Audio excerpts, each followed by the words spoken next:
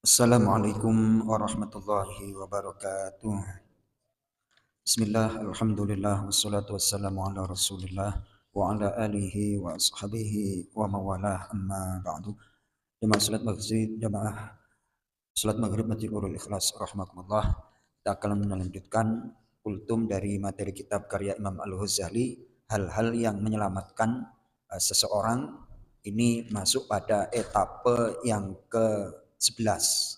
Kita ulang, dari sesuatu yang menyelamatkan seorang hamba adalah pertama taubat, yang kedua sabar, yang ketiga syukur, yang keempat rasa takut kepada Allah, yang kelima berharap kepada Allah, yang keenam fakir butuh kepada Allah, yang ketujuh zuhud, yang kedelapan niat, yang kesembilan ikhlas, yang kesepuluh adalah as-sidqu atau kejujuran. Baru masuk tangga yang berikutnya, yakni kitabul muhasabah wal muraqabah. Muhasabah yakni introspeksi diri kalau bahasa kita.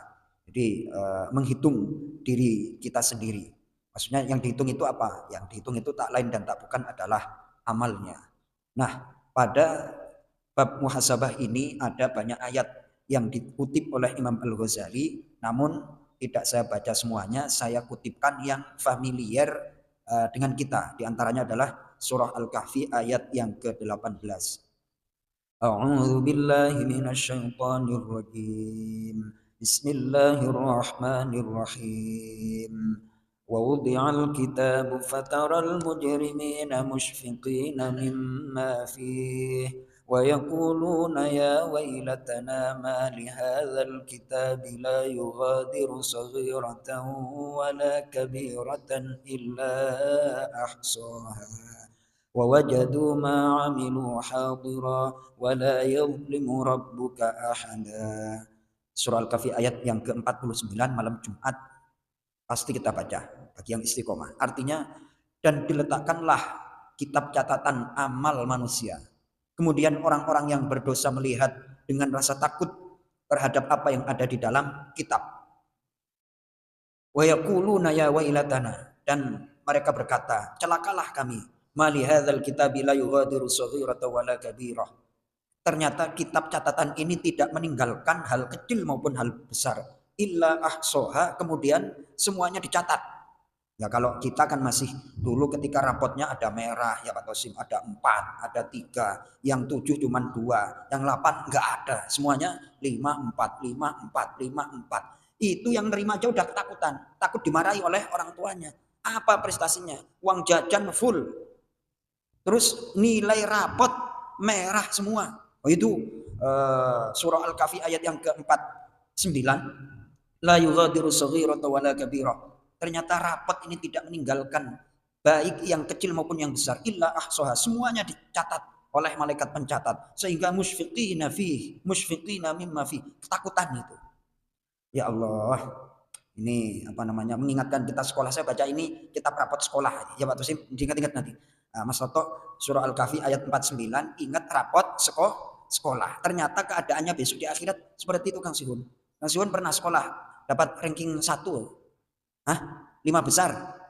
5 besar. Kalau 5 besar dari belakang dapat ya Mas Isun ya. Insyaallah. Alhamdulillah enggak gitu. 5 besar kok dari belakang kan kayak 5 besar kan depan itu kan lumayan. Ini kan menakutkan. Kemudian wa wajadu ma'amilu hadira. Mereka manusia menjumpai apa yang diperbuat itu hadir, artinya nampak. Wala yadhlimu rabbuka ahada, dan Tuhanmu tidaklah menzolimi siapapun. Ingat, malaikat mencatat merah itu bukan karena apa namanya, kalau sekarang itu nggak suka sama seseorang, bahasa istilahnya apa itu? Nah, itu kriminalisasi. Benar Pak Ketua, Pak Ustadz Tulibah. Ya kan, ada orang sensi terus dikriminalisasi, dibully. Wah ini aja Kang Sion aja enak dibully ini kelihatannya. Kalau manusia kan bisa, kalau malaikat enggak objektif, enggak subjektif. Gara-gara enggak senang, terus akhirnya dikasih rapot yang merah-merah. Terus giliran yang lain senang, dikasih tuh nilai yang tinggi-tinggi. Enggak, malaikat objektif. Manusia yang enggak objektif. Jadi mereka itu wala yadlimu rabbuka ahada, Tuhanmu tidak akan menzolimi siapapun. Itu surah Al-Kahfi. Kemudian di surah yang familiar yang pendek adalah surah yang kita hafal, yauma idzi yasdurun nasu ashtatan liyurau a'malahum faman ya'mal mithqala dzarratin khairan yarah wa man ya'mal mithqala dzarratin syarran yarah. Jadi ayat itu adalah ayat muhasabah, ayat untuk introspeksi diri. Pada hari kiamat yasdurun nasu ashtatan, manusia akan keluar berkelompok-kelompok liyurau a'malahum, agar mereka menyaksikan amal perbuatannya. Siapa yang beramal walaupun seberat atom berupa kebaikan, kebaikan itu akan dilihat. Sebaliknya, wa may ya'mal mithqala dzarratin syarran yarah. Sebaliknya, apabila amal itu jelek walaupun seberat atom, maka dia akan menjumpainya. Satu ketika ada orang Badui itu Arab pedukuhan lah, datang ke Madinah kepada Rasulullah Shallallahu Alaihi Wasallam.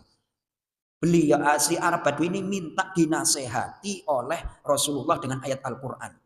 Ternyata Rasulullah menyampaikan surah Az-Zalzalah ini, "Faman ya'mal mithqala dzarratin khairan yarah wa man ya'mal mithqala dzarratin syarran yarah." Kemudian si Arab Badui, "Cukup ya Rasulullah, satu ayat ini cukup untuk jadi pegangan saya. Enggak usah banyak-banyak.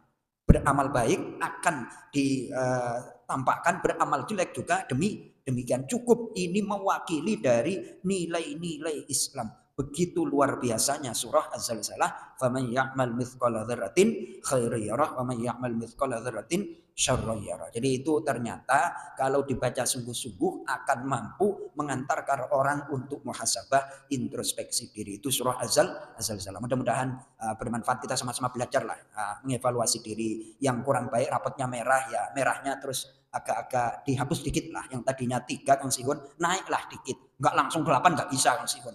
Naik 2 dikit berarti merahnya agak kabur nanti.